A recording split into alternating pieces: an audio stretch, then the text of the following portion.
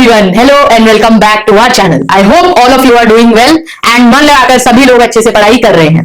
So हम लेके आए आपके लिए एक न्यू सीरीज जहां पर हम सारे चैप्टर्स की 1 to 100 जितनी भी डेरिवेशंस है इन फिजिक्स, सारे चैप्टर वाइज हम सारे चैप्टर की एक एक इंडिविजुअल वीडियो में सारी डेरिवेशंस पढ़ने वाले हैं. जैसे पहले हम क्लास 11th के लिए करेंगे एंड साइमल्टेनियसली हम क्लास 12th के लिए एक्सरसाइज करेंगे. ओनली इन फिजिक्स आपको पता है, अगर आपने इस ईयर का बोर्ड का सैंपल पेपर भी देखा है तो उसमें भी आप देखोगे टोटल पेपर में से 70 मार्क्स के पेपर में से 20 मार्क्स डायरेक्ट डेरिवेशन में है. 20 मार्क्स का क्वेश्चन डायरेक्ट डेरिवेशन है. आपको बस डेरिवेशन एंड सबसे इजी एंड सबसे स्कोरिंग पार्ट होता है डेरिवेशन. आपको बस याद करके जाना है, डेरिवेशन लिख के आनी है. बट याद करना सबसे मुश्किल काम है, रटना नहीं है, इसलिए समझ के याद करना है हमें.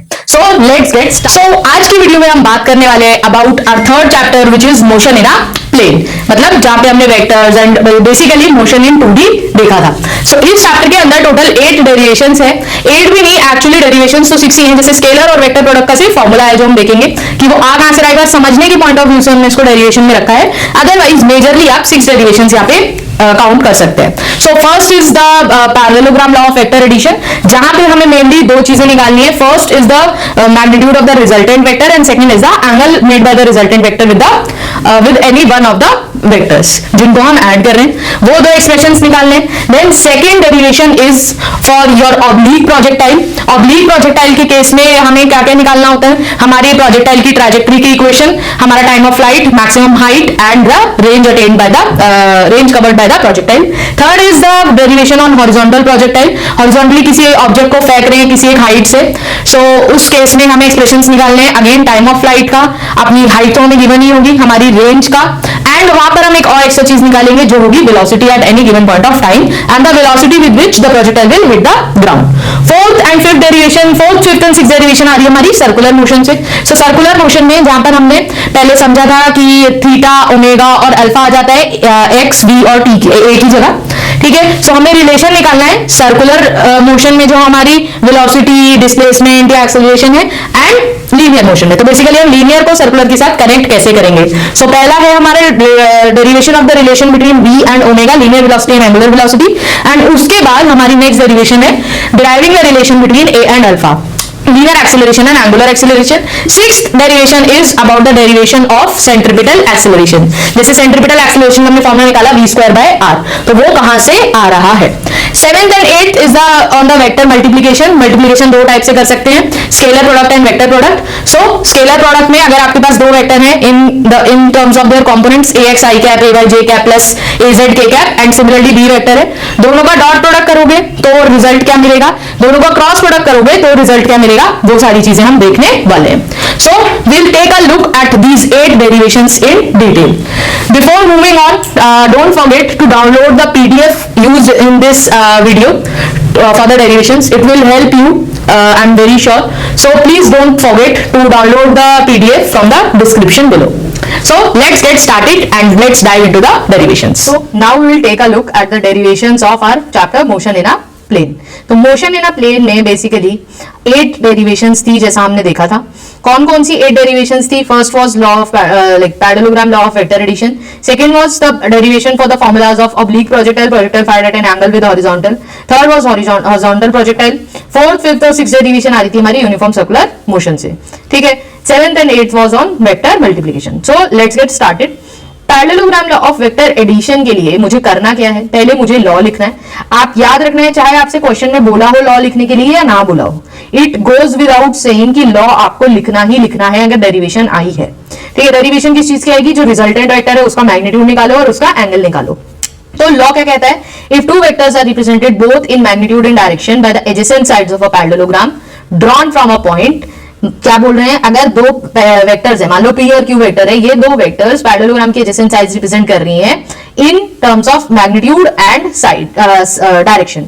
डायरेक्शन जो भी वेक्टर हमने ये एरो बनाया है, वेक्टर की डायरेक्शन, मैग्नीट्यूड कौन रिप्रेजेंट कर रहा है, पैरेललोग्राम की साइड की जो लेंथ है.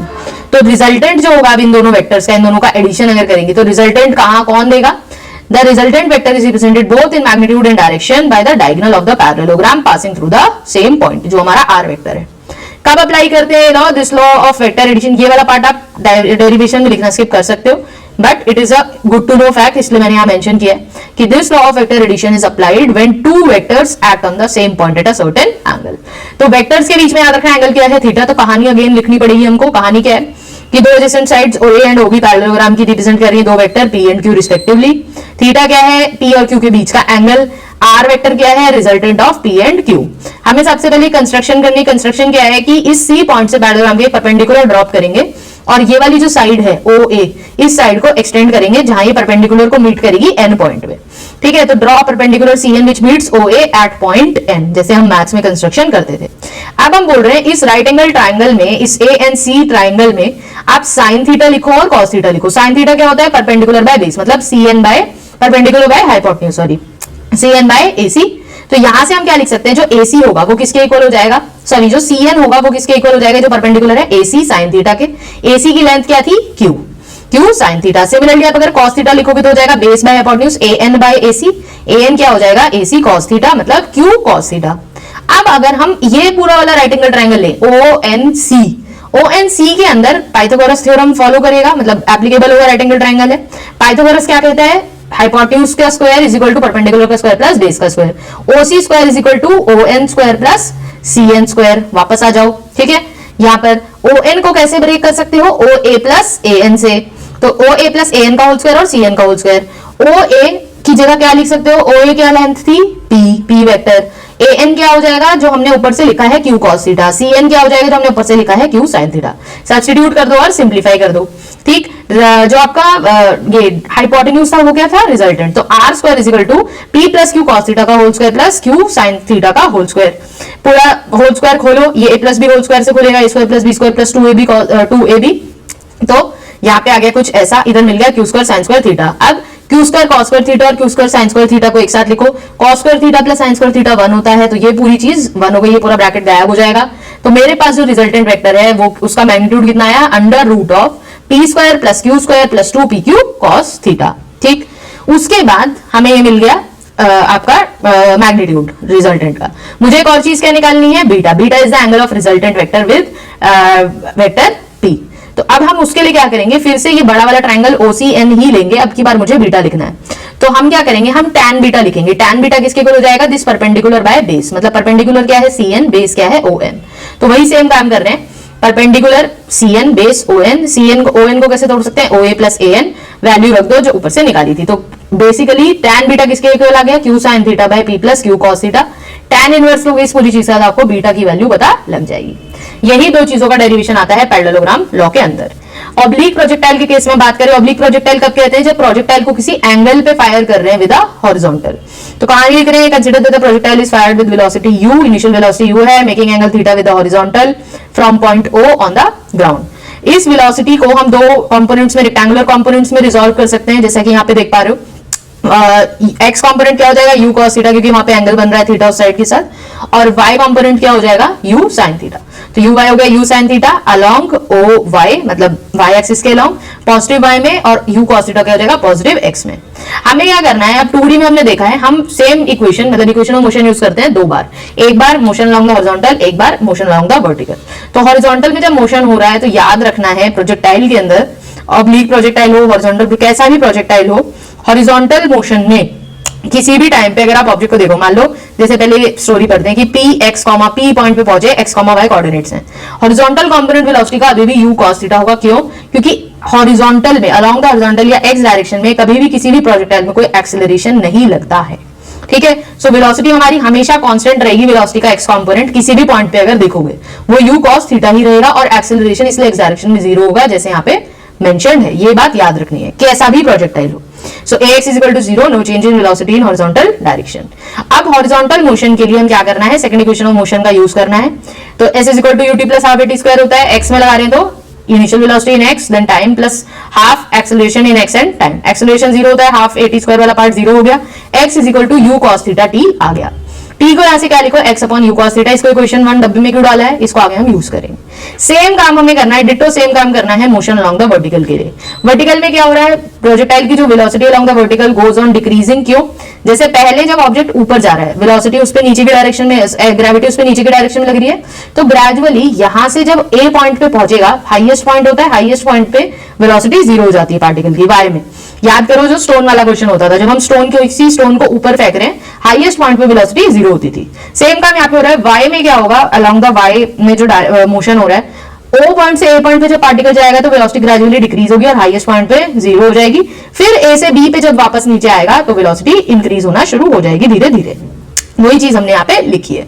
एक्सेलरेशन कितना होगा along the vertical, minus g. Minus g क्यों लिख रहे हैं, क्योंकि जी की डायरेक्शन हमेशा डाउनवर्ड्स है। डाउनवर्ड्स वाले वेक्टर को हम यूजुअली साइन कन्वेंशन के अकॉर्डिंग नेगेटिव लेते हैं। So second equation, S equal to UT plus half eighty square, U की जगह यू साइन थीटा क्योंकि वाई कॉम्पोनेंट, ए की जगह A Y minus G. Simplify करो, इक्वेशन आई। अब टी को क्या करना है, टी को जो हमने ऊपर डब्बे में इक्वेशन डाली थी, इसको नीचे सब्स्टिट्यूट कर दो। ठीक है, इसको सब्स्टिट्यूट करोगे, टी की जगह x upon U cos theta लिखना और इसको सिंप्लीफाई करना है, तो आपके पास कुछ ऐसी इक्वेशन आएगी, X tan theta minus half G X square upon U square cos square theta. ये क्या है, ये मेरी ट्रैजेक्टरी की इक्वेशन है। ट्रैजेक्टरी की इक्वेशन क्यों निकाली, अब आप देखोगे ये जो इक्वेशन है, ये फर्स्ट डिग्री इक्वेशन है in Y and second degree in X. मतलब एक्स क्या है, इस डिग्री क्या है 2। तो इसका मतलब हमारी और जो पैराबोला होता है, पैराबोला की जनरल इक्वेशन क्या होती है, y इक्वल टू के एक्स स्क्वायर। तो हम देख रहे हैं कि इसका मतलब ये इक्वेशन वैसी ही आ रही है, मतलब ट्रैजेक्टरी कैसी फॉलो करेगा प्रोजेक्टाइल, एक पैराबोलिक पाथ या पैराबोलिक ट्रैजेक्टरी फॉलो करेगा। अब हमें तीन चीजों का फॉर्मूला डिराइव करना है, time of light, maximum height and range of this projectile. Time of light के लिए क्या कर रहे हैं, हम बोल रहे हैं एक सिमेट्री फॉलो होती है, there is something called as beauty of symmetry. मतलब आप इस प्रोजेक्टाइल मोशन को हाफ में डिवाइड करो, ओ से ए तक हाफ जर्नी हो गई, ए से बी तक सेकंड हाफ। तो जो जो चीजें जिस जिस पॉइंट पे जैसे जैसे फर्स्ट हाफ में हो रही है वैसे ही सेकंड हाफ में होंगी। ऊपर जाने में अगर टी टाइम लगा तो नीचे आने में भी टी टाइम लगेगा। ऊपर यू वेलोसिटी से क्या था, नीचे की बस डायरेक्शन चेंज हो जाएगी, बट वेलोसिटी का मैग्नीट्यूड सेम रहेगा। So there is something called as beauty of symmetry. तो हम बोल रहे हैं, लेट्स सपोज ऊपर जाने का टाइम टी था, नीचे आने का टाइम स्मॉल टी है, तो total time of flight, total कितने टाइम के लिए हवा में था 2t। ठीक है, 2t। टाइम ऑफ फ्लाइट को हम कैपिटल टी से दिखा रहे हैं। टाइम ऑफ फ्लाइट क्या है, total time taken by the projectile to return to the same level जहां से वो थ्रो किया गया था। तो हमने बोल दिया कि मान लो ऊपर जाने का टाइम जो फर्स्ट एक हाफ का टाइम है वो कैपिटल टी बाय 2 हो गया, total time of flight by half. अब हमें क्या पता है, हाईएस्ट पॉइंट पे ए पे वर्टिकल कंपोनेंट वेलोसिटी का जीरो होगा, तो फर्स्ट इक्वेशन यूज करो, v equal to u plus at, v zero हो गया, initial velocity u sine theta थी, एक्सेलरेशन माइनस जी और टाइम क्या था t बाय 2। O से A के बीच में ये इक्वेशन लगा रहे हैं। ठीक है, तो यहां से अब T का एक्सप्रेशन क्या आ गया, 2u sin theta by g। ये फॉर्मूला आ गया हमारे पास टाइम ऑफ फ्लाइट का। सेकंड, मैक्सिमम हाइट के लिए क्या करना है, वो क्या है, ग्रेटेस्ट हाइट। मतलब ये जो ग्रेटेस्ट मैक्सिमम हाइट थी जिस तक ऑब्जेक्ट पहुंच पा रहा था, इसके लिए क्या करना है, अगेन y में ही लगाना है क्योंकि y में डिस्टेंस कवर हो रहा है और सेकंड इक्वेशन ऑफ मोशन लगानी है, s is equal to UT plus half eighty square. u की जगह initial velocity in y u sin theta, time की जगह u sin theta by g, ऊपर जाने में u sin theta by g time लगा था, acceleration minus g, again time u sin theta by g का होल स्क्वायर। इसको simplify करोगे तो सिंप्लीफाई करके आपको मिल जाएगा u square sin square theta by 2g। जितने भी फॉर्मूले डब्बे में डाले हुए हाईलाइट किए हुए ये सब न्यूमेरिकल पॉइंट ऑफ व्यू से इंपॉर्टेंट है। हॉरिजॉन्टल रेंज क्या है, distance covered by the projectile along the horizontal between point of projection and जहां पर वो वापस आ रहा है। तो बेसिकली आपने यहां से थ्रो करा था, यहां से वापस यहां आया, बट कुछ दूरी इसने कवर की। जैवलिन थ्रो करा, जैवलिन किसी डिस्टेंस पे गिरता है जो हम काउंट करते हैं 80 मीटर, 82 मीटर, 87 मीटर ऐसे। तो जो 87 मीटर है वो आपकी रेंज होती है। तो हॉरिजॉन्टल रेंज अगर निकालनी है तो कैसे निकालोगे, एक्स डायरेक्शन में रेंज के टाइम पे जब हम निकाल रहे हैं तो एक्स में डिस्टेंस कवर हो रहा है तो एक्स में लगाएंगे सेकंड इक्वेशन ऑफ मोशन। तो s is equal to UT plus half eighty square, acceleration zero है तो हाफ एटी स्क्वायर वाला कंपोनेंट जीरो हो गया, direct s is equal to ut रहेगा, सिर्फ यू की जगह u cos theta. Total time लेंगे अब रेंज के लिए हम, क्योंकि हम क्या बोल रहे हैं, इस पॉइंट से वापस इस पॉइंट तक आने में तो टोटल टाइम ऑफ फ्लाइट लेंगे इंस्टेड ऑफ स्मॉल टी। तो 2u sin theta by g से मल्टीप्लाई करोगे, 2 sin theta cos theta sin 2 theta के इक्वल होता है, आइडेंटिटी है। तो हमारे पास रेंज क्या आ गई, u square sin 2 theta by g। ध्यान रखना है 2 थीटा है। बहुत बार क्वेश्चन आ जाता है मैक्सिमम रेंज पे, तो रेंज मैक्सिमम कब होगी, जब sin 2 थीटा मैक्सिमम होगा। sin की मैक्सिमम वैल्यू क्या होती है 1, मतलब sin 2 थीटा की वैल्यू 1 होनी चाहिए। 1 कब होती है, sin की वैल्यू 90 पे, मतलब 2 थीटा 90 होना चाहिए, इसका मतलब थीटा 45 होना चाहिए। तो जब हम 45 डिग्री के एंगल पे थ्रो करेंगे प्रोजेक्टाइल को तो मैक्सिमम रेंज तक जाएगा वो, और मैक्सिमम रेंज उससे इसमें कितनी हो जाएगी, u स्क्वायर बाय g। बहुत ही सिमिलर सा काम हमें करना है अब हॉरिजॉन्टल प्रोजेक्टाइल के लिए। हॉरिजॉन्टल प्रोजेक्टाइल में डिफरेंस क्या है, हम एक टावर पे खड़े हैं जिसकी हाइट h है और हॉरिजॉन्टली फेंक रहे हैं, मतलब जो इनिशियल वेलोसिटी है वो पूरी की पूरी इनिशियल वेलोसिटी सिर्फ x में है, मतलब हॉरिजॉन्टली है, वर्टिकल कंपोनेंट इनिशियल वेलोसिटी का 0 है। सेम कहानी लिखी है हमने यहाँ पे, consider projectile thrown horizontally with initial velocity u from top of a tower of height h, और हॉरिजॉन्टल डिस्टेंस कुछ कवर कर रहा है इनिशियल वेलोसिटी u से और वर्टिकली डाउनवर्ड्स जा रहा है ग्रेविटी की वजह से। कौन सा पाथ फॉलो कर रहा है? ओ पी ए, ओ से पी, पी से ए, ठीक है। हमें यहाँ पर दो तीन चीजें निकालने, क्या? पहला टाइम ऑफ फ्लाइट, तो पहले ट्रैजेक्टरी निकाल लेते हैं, equation of trajectory. Again horizontal और वर्टिकल मोशन दो बार इक्वेशन लगानी है, सेकंड इक्वेशन लगाएंगे। हॉरिजॉन्टल मोशन के लिए x is equal to ut plus half at square, initial velocity पूरी की पूरी x में ही थी तो u हो गई। एक्सेलरेशन x में 0 रहेगा, चाहे कैसा भी प्रोजेक्टाइल हो, डिस्कस करा था, तो s is equal to ut आ गया। टाइम को क्या लिखोगे? x बाय u, जैसे वहां पे लिख रहे थे u sin theta by g। फिर वर्टिकल में लगाओ second equation of motion, again minus y क्यों लिखा है? क्योंकि डिस्प्लेसमेंट नीचे की डायरेक्शन में हो रही है, डिस्टेंस नीचे की डायरेक्शन में कवर कर रहे हैं, तो y is equal to initial velocity y में 0 थी तो ये वाला कंपोनेंट 0 हो गया। Acceleration minus g, minus minus cancel हुआ, y is equal to half gt square, t की जगह क्या रखो? x by u। x by u रखा, इक्वेशन क्या आई? g upon 2u square into x square. कैसा दिख रहा है? g u और 2 कांस्टेंट है तो kx स्क्वायर कैसी इक्वेशन है? पैराबोलिक, तो ट्रैजेक्टरी कैसी होगी? पैराबोलिक। ये डेरिवेशन भी आ जाती है। उसके बाद टाइम ऑफ फ्लाइट निकालना, टाइम ऑफ फ्लाइट के लिए अगेन सेम है, जितना टाइम उसको ट्रैजेक्टरी कंप्लीट करने में लगा। अब यहां पर क्या करना है? अगेन y में लगाओ second equation of motion, s is equal to ut plus half at square, initial velocity 0 half a t square. Time इस बार t क्या लेंगे? टोटल टाइम ऑफ फ्लाइट, तो टोटल टाइम ऑफ फ्लाइट का formula क्या आ गया? √2h by g। टावर की हाइट आपको दे देंगे, या फिर टाइम ऑफ फ्लाइट देके कह देंगे कि कितने ऊंचे टावर पे खड़े होकर आपको इसको फेंकना चाहिए हॉरिजॉन्टली, ठीक है। सेम हॉरिजॉन्टल रेंज निकालनी है, x में लगाएंगे second equation of motion, s is equal to ut plus half at square, distance हो गया s हो गया r, रेंज जो है हमारी इनिशियल वेलोसिटी पूरी u में ही थी, एक्सेलरेशन 0 है, ये पार्ट 0 हो गया। टाइम की जगह क्या रखना है? टोटल टाइम ऑफ फ्लाइट जो था √2h बाय g, तो रेंज क्या आ गई? u into √2h by g, ठीक। उसके बाद रिजल्टेंट वेलोसिटी मतलब velocity of projectile at any point of time. जैसे p पॉइंट पे अगर ऐसे देख लिया, कोई भी टाइम पकड़ लिया, t टाइम पे जो प्रोजेक्टाइल था वो p पे था, उसके दो कंपोनेंट्स करे, उसकी फाइनल वेलोसिटी v थी, उसके कंपोनेंट करे vx और vy, vx और v के बीच में एंगल बोल दिया बीटा बन रहा है। हॉरिजॉन्टल मोशन जब हो रहा है, हॉरिजॉन्टल मोशन में अगर फर्स्ट इक्वेशन लगाएंगे v is equal to u plus at, acceleration 0 है तो v is equal to u आ गया, तो मतलब वेलोसिटी का x कंपोनेंट तो हमेशा u ही रहने वाला है क्योंकि एक्सेलरेशन 0 है। वेलोसिटी का y कंपोनेंट अब कैसे निकालेंगे? फर्स्ट इक्वेशन लगाओ, y में v is equal to u plus at, initial velocity 0 थी y में क्योंकि हॉरिजॉन्टल प्रोजेक्टाइल है, तो फाइनल वेलोसिटी कितनी हो गई? g into t।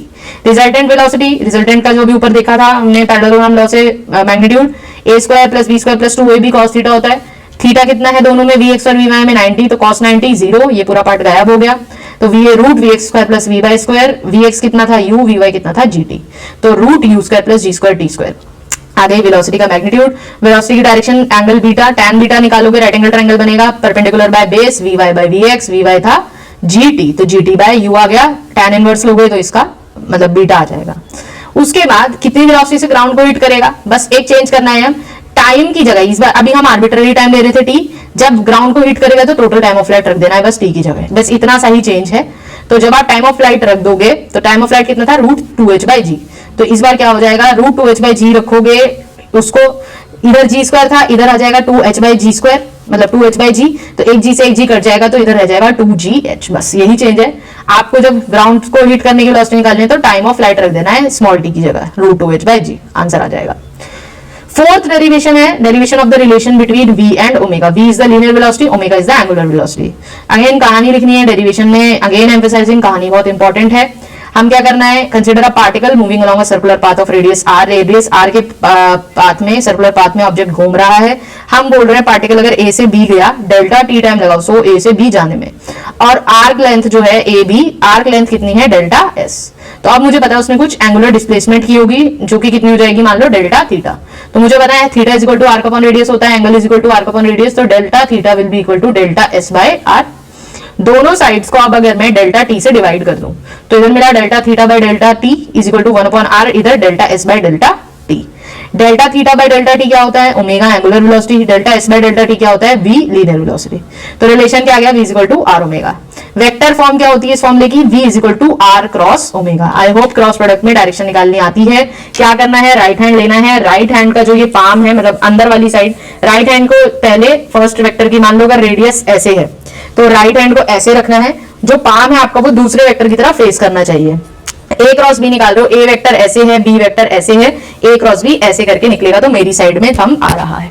Right hand use करना है, पाम को दूसरे पहले वेक्टर की तरफ राइट हैंड रखना है, दूसरे वेक्टर की तरफ पाम होना चाहिए अंदर की साइड, राइट हैंड को घुमाना है, थंब की डायरेक्शन आपको ए क्रॉस बी वेक्टर की डायरेक्शन बताएगी। तो रिलेशन क्या गया, linear velocity is equal to radius into angular velocity, और लीनियर वेलोसिटी परपेंडिकुलर होगी किसके, रेडियस और ओमेगा दोनों के।